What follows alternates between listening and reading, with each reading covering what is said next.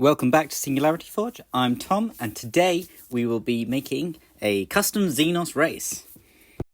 I'm hoping to challenge myself each month to make a new custom Xenos race based off an archetype. This first month we are going with a gunslinger archetype. And as I was thinking, what would make a great sort of an alien that was designed to be a gunslinger? And I feel like lots of arms so they can hold lots of guns, and being able to sort of see in all directions so they can drop into the middle of things and just boom, let bullets fly loose and everywhere. And as I said, let bullets fly. So this guy is based off effectively a fly. For the base of this model, I'm going to use a Kroot from the Kroot Farstalkers kill team. This kit really has a lot of cool sort of pistols. I also feel like the Farstalker Kinband give a really good gunslinger vibe. They have a model in there that's designed to be a pistolier, which is already effectively a gunslinger. So there's lots of parts in there that will prove very helpful for this.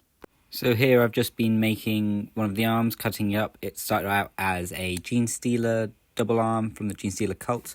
And this will be very helpful because I want to make him have effectively 4 arms.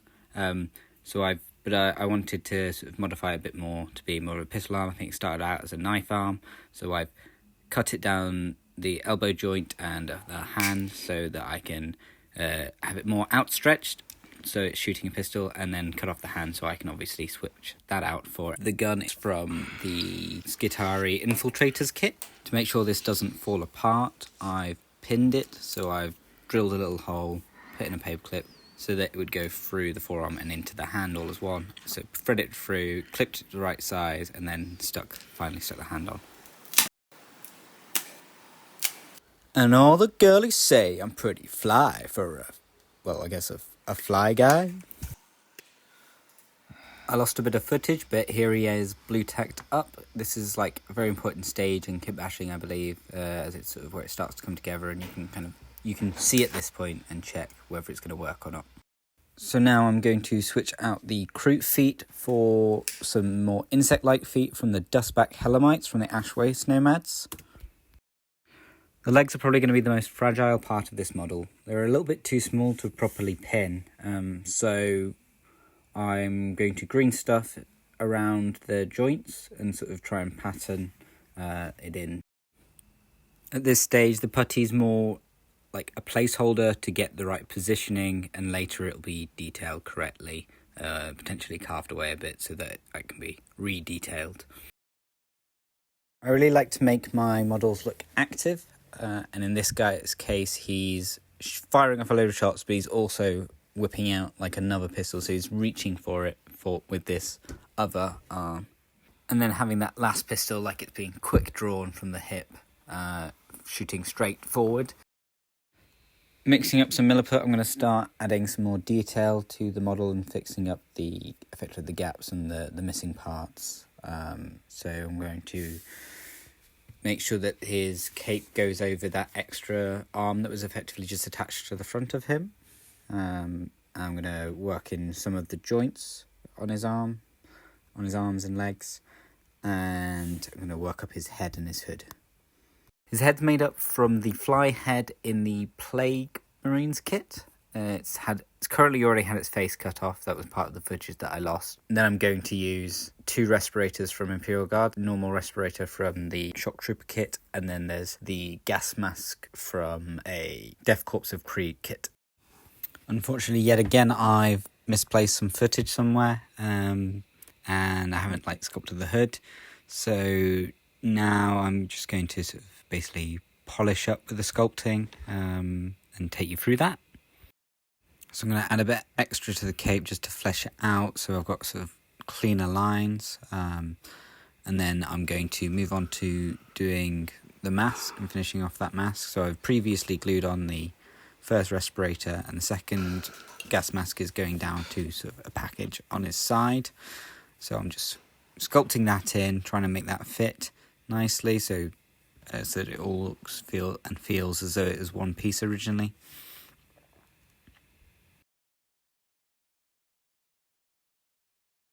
Then I'm adding some Then I'm adding some straps to the helmet, not to the helmet, to the mask, to try and sort of add a bit more detail, a bit more realism to it, as my sculpting skills aren't that amazing at the moment. I need to do some small little cheats to effectively make it look like I'm better than I am. And then lastly, there's a gap on the back of the hood because I did the brim of the hood first to get that sort of shape that I wanted, and then I sort of sculpted the back of the hood around that so it all fit in nicely.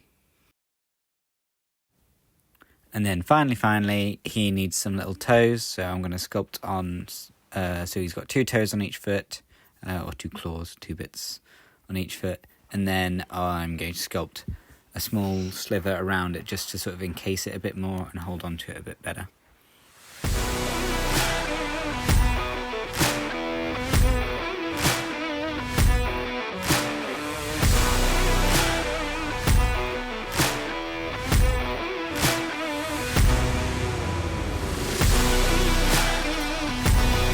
Painting time. Now, I do think it's very valuable to invest in a good set of brushes.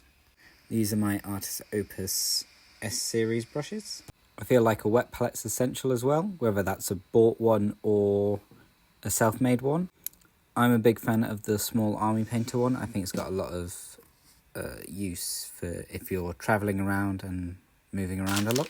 With your wet palettes, you can use either the wet palette paper that it comes with, or you can just use baking paper, which I'm using here. The paints I'm using are black grey, hull red, turquoise, off-white, red, Russian uniform, green-brown, from Vallejo, and Azure Magic, Elven Armour and Royal Purple from Army Painter, Aluminium from Vallejo Model Air range, which is just the best, and Lead Belcher Tributor Armour, and Rune Lord Brass from Citadel. So now I have kind of a version of every colour that I can sort of mix and sort of find the perfect mix for doing different things, and I can sort of vary that across the model. I picked these colours because I want quite a sort of that grim dark aesthetic, that sort of dingy, moody vibe that I feel would work well with a gunslinger. The colour scheme I had in mind would have a red cape, and the bug himself, he'd be sort of a reddy brown. So to undercoat the model effectively, to put in more shadow, I've chosen to go with a dark blue base coat on the cape and on all of his limbs. The extra contrast that this gives can really put more depth into a model very quickly. So I started off by using a mix of the black grey and the turquoise, and then for the first sort of coat of the brown it's using the hull red, and then I mix the hull red with the yellow, so it is the green brown, to sort of highlight that up.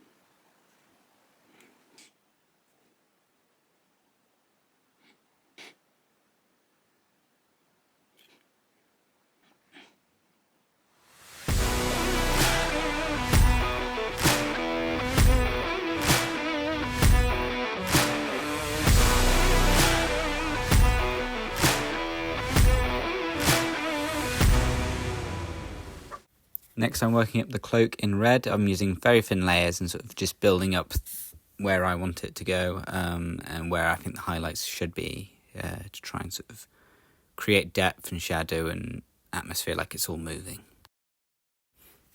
After placing the highlights for the red, I then have a slightly thicker red that will give a more opaque finish, and start placing stronger highlights over the places that need them.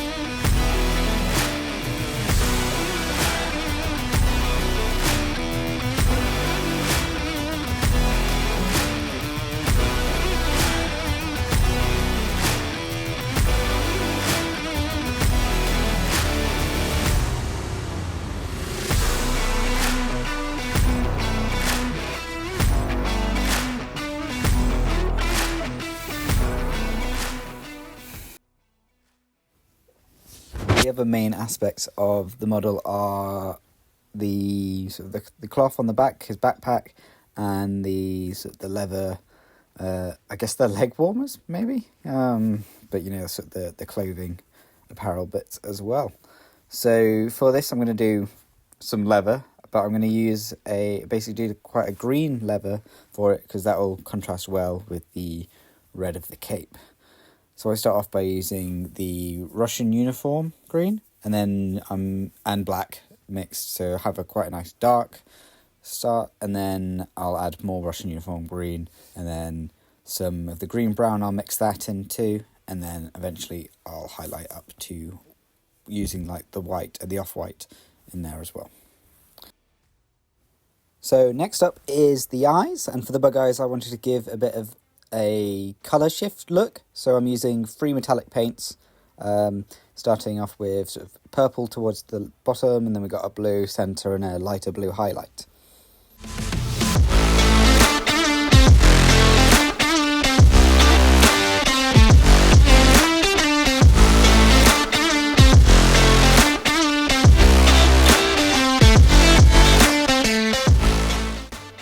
Now I'm moving on to effectively the metallics, the metallics, so the guns, parts in the backpack as well, and other little details here and there. So I'm starting off with a base coat of lead belcher, and then I'll use some Rune Lord brass over the bits that I want to be a different metal colour. And then I'll hit it all with a wash of K'lax Earthshade, and then highlight using the Vallejo aluminium and Citadel Retributor gold.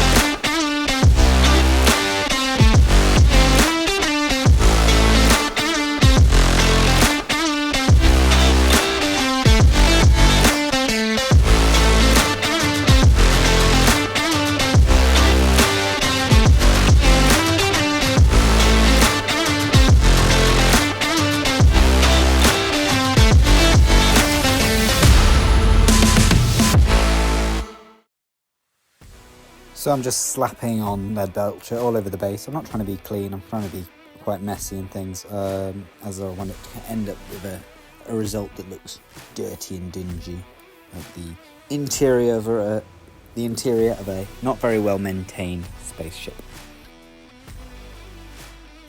So now I'm adding some edge highlights and scratches using the aluminium again, and I'm adding some interest with using some of the Rune Lord brass on different bits of the metal to just sort of break it up a bit and add a bit more interest, but without taking too much away from the model itself.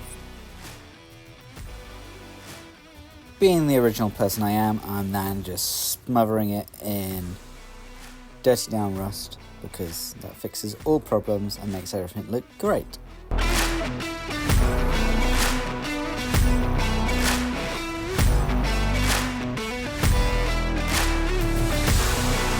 So next up, while I'm waiting for that to dry, I'm going to add some glowy blueness to the weapons and I think one of the lights on the floor, just to sort of add a bit more colour, make it a bit more vibrant, and that really sell the darker, dingier parts as well, with that high contrast between the brightness and the darkness.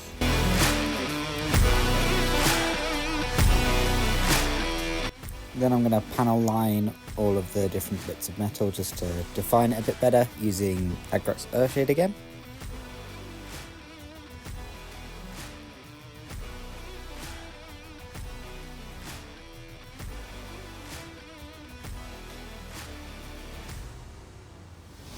And the last bit that I'm going to do is just add some rust pigment to certain areas just to really add a bit more depth to things.